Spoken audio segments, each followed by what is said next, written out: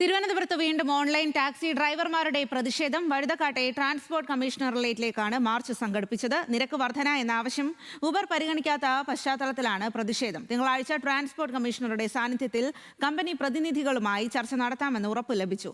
അല്ലാത്തപക്ഷം സെക്രട്ടേറിയറ്റിന് മുന്നിൽ അനിശ്ചിതകാല നിരാഹാര സമരം ആരംഭിക്കുമെന്നും ടാക്സി ഡ്രൈവർമാർ മുന്നറിയിപ്പ് നൽകി. തിരുവനന്തപുരത്ത് നിന്നും ഹാൻസ് ജോൺ തയ്യാറാക്കിയ റിപ്പോർട്ട് കാണാം.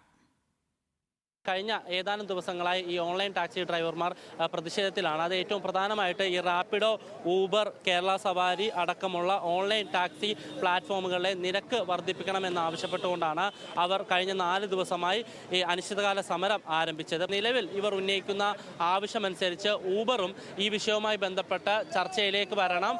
അത് ട്രാൻസ്പോർട്ട് കമ്മീഷണറേറ്റിൻ്റെ സാന്നിധ്യത്തിൽ ഈ ഓൺലൈൻ ടാക്സി ഡ്രൈവർമാരുടെ പ്രതിനിധികളുമായി ഊബർ അധികൃതർ ചർച്ച നടത്തണമെന്നുള്ളൊരു ആവശ്യമാണ് പ്രധാനമായും ഇവർ ഉന്നയിക്കുന്നത്. കഴിഞ്ഞ ഏതാനും ദിവസങ്ങളായി ടാക്സി ഡ്രൈവർമാർ പ്രതിഷേധത്തിലാണ്. അവർ ജോലിക്ക് പോകുന്നില്ല. അവരെ സംബന്ധിച്ചിടത്തോളം വലിയ പ്രതിസന്ധിയാണ്. നിലവിൽ ഊബർ ചർച്ചയ്ക്ക് വരണമെന്നാണോ നിങ്ങൾ ഉന്നയിക്കുന്ന ആവശ്യം? പെട്രോളിയം ഉൽപ്പന്നങ്ങളുടെ വില വർധന 32 പ്രാവശ്യമാണ് നടത്തുന്നത്. 2019 റേറ്റിലാണ് 2026 ഓടേണ്ടി വരുന്നുവെന്ന് പറയുമ്പോൾ എത്രമാത്രം ചൂഷണം നടക്കുന്നുവെന്ന് വിശദീകരിക്കേണ്ട ആവശ്യമില്ല. 2012 റേറ്റിൻ്റെ അടിസ്ഥാനത്തിൽ ഈ വാഹനം ഓടിച്ച് കൊണ്ടുപോയി കഴിഞ്ഞാൽ സ്വാഭാവികമായിട്ട് ജീവിതം മുന്നോട്ട് നീക്കാൻ കഴിയാതെ വരുന്ന സന്ദർഭത്തിൽ ഒരു നിലവിളിയാണ് യഥാർത്ഥത്തിൽ ഇവിടെ നടക്കുന്നത്. ഒരു സമരമെന്ന് പോലും പറയാൻ പറ്റില്ല. ആത്മഹത്യയുടെ വക്കിൽ നിൽക്കുന്ന തൊഴിലാളിയാണ്. കാരണം സാധാരണ തൊഴിലാളി ജോലിക്ക് പോകുമ്പോൾ അവൻ്റെ മനുഷ്യാധ്വാനം മാത്രമാണ് സംഭാവന ചെയ്യുന്നത്. ഇവിടെ പോകുന്ന തൊഴിലാളിക്ക് അവൻ്റെ വാഹനം ഉണ്ടാവണം. ആ വാഹനത്തിന് പെട്രോൾ അടിക്കണം. ആ വാഹനത്തിന് നിരവധി ഗവൺമെൻറ് മുമ്പോട്ട് പോകുന്ന വ്യവസ്ഥകളുണ്ട്. ആ വ്യവസ്ഥകളെല്ലാം പാലിക്കണം.